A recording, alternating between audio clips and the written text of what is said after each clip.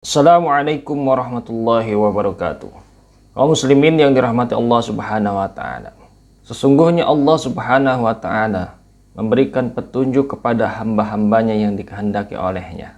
Dan pada postingan video kali ini, saya hendak melaksanakan kewajiban menyebarkan petunjuk Allah Subhanahu wa taala yang memperlihatkan bukti-bukti bahwa ajaran Wahabi adalah ajaran ahlul fitnah, di mana sebenarnya perbedaan antara yang hak dan yang batil itu sangat jelas sekali. Akan tetapi hanya orang yang diberi hidayah oleh Allah Subhanahu wa taala yang dapat menerimanya. Bagi mereka yang tidak mendapatkan hidayah, walaupun diperlihatkan kebenaran sejelas apapun, hatinya tidak akan menerima dan menolak kebenaran tersebut. Pada kesempatan kali ini, saya akan memperlihatkan bukti bahwasanya Wahabi adalah ahlul fitnah tatkala mereka mengkaji kitab Talbis Iblis karya Imam Ibnu Jauzi, sebagaimana yang ada di dalam video berikut ini. Bismillahirrahmanirrahim. Assalamualaikum warahmatullahi wabarakatuh. Alhamdulillahi ala ihsani wa syukru lahu ala taufiqihi wa amtinani. Asyhadu an la ilaha illallah wahdahu la syarika lahu ta'ziman li sya'ni. Wa asyhadu anna Muhammadan abduhu wa rasuluhu da'ila ridwani. Allahumma salli alaihi wa ala alihi wa ashabihi wa ikhwani. Para hadirin hadirat yang dirahmati oleh Allah Subhanahu wa taala, insyaallah pada kesempatan kali ini kita akan mulai mempelajari bersama suatu kitab yang sangat luar biasa ditulis dalam pembahasannya yang berjudul Talbis Iblis ya. Talbis Iblis ini kalau kita mau artikan secara bahasa Indonesia, tipuan iblis, yaitu bagaimana iblis memperdaya manusia dengan cara seakan-akan itu adalah kebaikan, padahal ternyata itu adalah keburukan.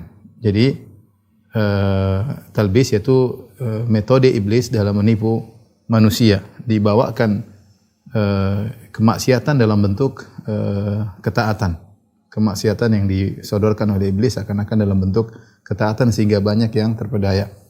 Dan penulisnya yaitu Al-Imam Ibnu Jauzi rahimahullahu taala yang hidup di abad ke-6 Hijriyah ya, dikenal sebagai orang yang ahli al-wa'adh, yaitu ahli dalam memberi nasihat ya. Bahkan disebutkan, saya baca biografinya, kalau beliau di zaman beliau ketika mengisi pengajian ya, yang hadir paling tidak 10.000 orang di zaman tersebut ya. Terkadang majelisnya sampai dipenuhi 100.000 orang ya. Sampai beliau sendiri mengatakan telah masuk Islam di tanganku 20.000 orang. Dan telah bertobat melalui tanganku ada 100.000 orang ya, menunjukkan jumlah yang sangat banyak di zaman tersebut ya. Oleh karenanya beliau pakar dalam memberikan nasihat-nasihat, sehingga seakan-akan beliau menggeluti tentang metode-metode iblis dalam menggoda manusia dengan berbagai macam model manusia. Buku ini disebutkan oleh Al-Imam Ibnu Jauzi rahimahullahu taala terdiri atas 13 bab ya. 13 bab. 4 bab pertama ini bisa kita katakan muqaddimah. Sementara 9 bab berikutnya adalah perincian daripada contoh-contoh talbis iblis ya. Bab pertama tentang perintah untuk al-amr biluzumi sunnah wal jamaah, perintah untuk melazimi sunnah wal jamaah, melazimi sunnah. Bab yang kedua tentang cercaan atau celaan terhadap bid'ah dan ahlul bid'ah. Ya, fi dhammil bid'ah wal mubtadi'in. Celaan terhadap bid'ah dan ahlul bid'ah. Ini adalah bukti bahwasanya Wahabi mengkaji kitab Talbis Iblis karya Imam Ibnu Jauzi rahimahullahu taala. Namun perlu diketahui bahwa sesungguhnya yang dikaji itu hanya sebagian saja, sehingga orang-orang awam yang menyimak tidak tahu bahwasanya Imam Ibnu Jauzi rahimahullah mengingkari akidah yang menyamai akidah Wahabi di dalam kitab Talbis Iblis dan memasukkannya ke dalam kategori akidah ahli bid'ah. Ini adalah kitab Talbis Iblis karya Imam Ibnu Jauzi. Redaksi kitab yang akan kita bahas ada di halaman 85 dan halaman 86. Kemudian saya akan menukil kitab Imam Ibnu Jauzi yang lain terkait masalah akidah, untuk menegaskan akidahnya Imam Ibnu Jauzi bahwasanya menentang akidahnya Wahabi. Dan kitab yang akan saya nukil adalah kitab Daf'u Syubhat Tasbih. Ini adalah kitab Daf'u Syubhat Tasbih karya Imam Ibnu Jauzi. Redaksi kitabnya ada di halaman 115. Semua redaksi kitab yang sudah saya tandai sudah saya ketik ulang. Ada di sini. Sudah saya tambahkan harokat dan saya tulis terjemahannya. Dan ini nanti bisa di-download. Linknya saya cantumkan di deskripsi. Termasuk kitab-kitab yang tadi saya sebutkan bisa di-download juga. Linknya sudah saya cantumkan di deskripsi. Pertama, mari kita kaji kitab Talbis Iblis karya Imam Ibnu Jauzi. Imam Ibnu Jauzi berkata, "Wa minan nasi man yaqulu lillahi wajhun huwa sifatun zaidatun ala sifati dzatihi liqaulihi azza wa jalla wa yabqa wajhu rabbika." Dan di antara manusia ada yang mengatakan bahwa Allah memiliki wajah yang merupakan sifat tambahan atas sifat zatnya berdasarkan firman-Nya azza wa jalla, dan tetap kekal wajah Tuhanmu. Walahu yadun walahu usbu'un liqauli Rasulillah sallallahu alaihi wasallam yad'us samawati ala usbu'in. Dan mereka mengatakan bahwa Allah memiliki tangan, memiliki jari berdasarkan sabda Rasulullah sallallahu alaihi wasallam, Allah meletakkan langit-langit di atas satu jari. Walahu qadamun ila ghairi dzalika mimma tadammanathu al-akhbaru wa hadza kulluhu inna mastakhrajuhu min mafhumil hissi. Dan mereka mengatakan bahwa Allah memiliki telapak kaki dan lain sebagainya yang disebutkan dalam riwayat-riwayat. Semua itu mereka pahami berdasarkan makna secara indrawi atau makna tekstualis. Wa innamas shawabu qiraatul ayati wal ahadithi min ghairi tafsirin wa kalamin fiha. Adapun yang benar adalah membaca ayat-ayat dan hadis-hadis tersebut tanpa penjelasan makna dan tanpa membicarakannya atau tafsir makna. Wa ma yu'minu haula'i an yakuna al-muradu bil wajhi dzata la annahu sifatun zaidatun. Mereka para ulama salaf meyakini bahwa yang dimaksud dengan wajah adalah zat, bukan sifat tambahan. Wa ada hadza fassara al-ayat al-muhaqqiquna faqalu wa yabqa rabbuka wa qalu fi qawlihi yuriduna wajhahu yuridunahu.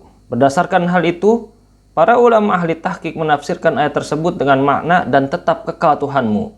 Dan mereka menafsirkan firman-Nya, mereka menginginkan wajahnya dengan makna mereka menginginkannya. Di sini Imam Ibnu Jauzi menjelaskan takwil, di mana firman Allah dan tetap kekal wajah Tuhanmu ditakwil menjadi dan tetap kekal Tuhanmu. Kemudian mentakwil firman Allah mereka menginginkan wajahnya, ditakwil menjadi mereka menginginkannya. Wa ma yu'minuhum an yakuna arada bi qawli qulubul ibadi baina isba'aini annal usbu'a lima kanat hiyal muqbilatan lisyai' wa anna ma bainal usbu'aini yatasarrafu fihi sahibuha kaifa sya'a.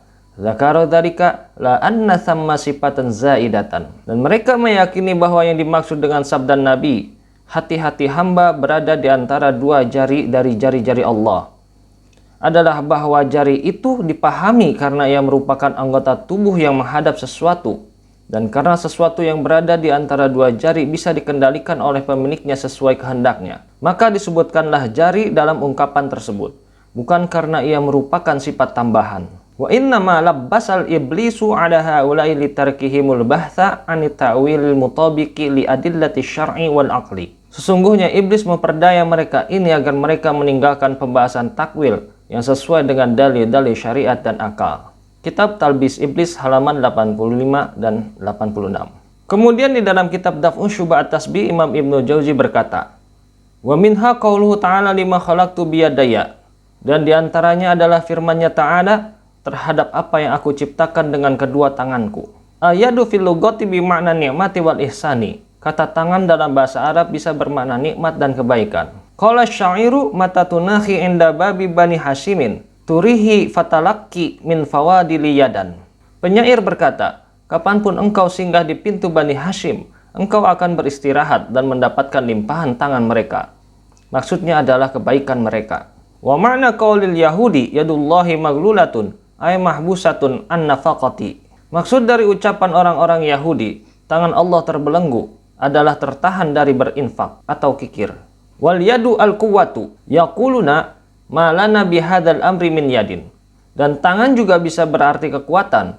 Seperti ucapan mereka, kami tidak memiliki tangan dalam urusan ini. Maksudnya adalah kekuatan dalam urusan ini. Wa qauluhu ta'ala bal yadahu mabsutatani ay ni'matuhu wa qudratuhu. Adapun firman-Nya Ta'ala bahkan kedua tangannya terbuka lebar. Maksudnya adalah nikmat dan kekuasaannya. Wa qauluhu lima khalaqtu biyadaya ay bi qudrati wa ni'mati. Dan firman-Nya, untuk apa yang aku ciptakan dengan kedua tanganku bermakna dengan kekuasaanku dan nikmatku. Kitab Daf'u Syubhat Tasbih halaman 115. Jelas sekali di sini bahwasanya Imam Ibnu Jauzi rahimahullah taala tidak mengingkari takwil, bahkan menjelaskan takwil terhadap sifat yadun, di mana hal ini sangat diingkari oleh Wahabi. Dan yang menarik di sini, Imam Ibnu Jauzi menyatakan bahwasanya orang-orang yang meninggalkan takwil adalah orang-orang yang terperdaya oleh iblis. Berarti Wahabi adalah orang-orang yang terperdaya oleh iblis, akan tetapi mereka tidak sadar bahwasanya mereka sedang terperdaya oleh iblis. Kemudian kita juga bisa menyimpulkan bahwasanya Imam Ibnu Jauzi di mata Wahabi adalah seorang ahli bid'ah karena mentakwil sifat. Padahal mereka mengatakan bahwasanya tidak boleh mengambil ilmu dari ahli bid'ah, sebagaimana yang ada di dalam video berikut ini. Jangan nuntut ilmu dari ahlul bid'ah. Jangan nuntut ilmu dari ahlul syubhah yang hanya menyebarkan bid'ah, menyebarkan syubhat. Kalau kita tahu dia tukang sebarkan syubhat, jangan dengar pengajiannya. Kalau kita tahu dia suka menyebarkan bid'ah, jangan dengar pengajiannya. Jangan kita ikut melariskan pengajiannya. Dan kita hanya buang-buang waktu. Nuntut ilmu dari orang yang kita tahu mereka di atas manhaj Ahlussunnah wal Jamaah. Di atas sunnah yang mengagungkan dalil, bukan yang mendewakan akal. Oleh karenanya hati-hati seorang harus memilah-milih dalam mencari ilmu. Oleh karenanya bukankah Ibnu Sirin pernah berkata, "Inna hadzal ilma dinun, fanzuru amman ta'khuduna dinakum." Sungguhnya ilmu adalah agama, maka lihatlah dari mana kalian mengambil agama kalian.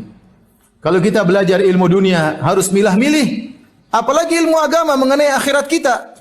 Kaum muslimin yang dirahmati Allah Subhanahu wa taala, sudah sangat jelas sekali bahwasanya Wahabi ini adalah ahlul fitnah. Kurang bukti apa lagi? Mereka mengatakan bahwasanya tidak boleh mengambil ilmu dari ahli bid'ah, tapi faktanya mereka mengutip kitab ahli bid'ah, yaitu kitab Imam Ibnu Jauzi rahimahullah ta'ala, yang mereka anggap sebagai ahli bid'ah karena telah mentakwil sifat Allah. Sehingga bisa dikatakan bahwasanya Wahabi adalah perwakilan iblis di dunia, karena mereka bertugas untuk memperdaya orang-orang awam yang tidak tahu apa-apa. Karena bisa jadi orang-orang awam yang tidak tahu apa-apa menyangka bahwasanya Imam Ibnu Jauzi seakidah dengan Wahabi. Karena di awal Imam Ibnu Jauzi rahimahullah ta'ala dengan tegas menentang bid'ah dan menyeru untuk mengikuti sunnah. Padahal bid'ah yang dimaksud oleh Imam Ibnu Jauzi salah satunya adalah bid'ah di dalam akidah, yaitu memahami sifat Allah secara tekstualis dan meninggalkan pembahasan takwil sifat sesuai dengan dalil-dalil syar'i. Maka apabila masih ada orang yang tetap mengikuti Wahabi sekalipun sudah diperlihatkan kepada mereka bukti yang nyata dan jelas seperti ini, mereka adalah orang-orang yang disesatkan oleh Allah Subhanahu wa taala. Kita hanya bisa mendoakan mudah-mudahan Allah memberikan mereka hidayah sehingga mereka bisa tobat dari ajaran Wahabi.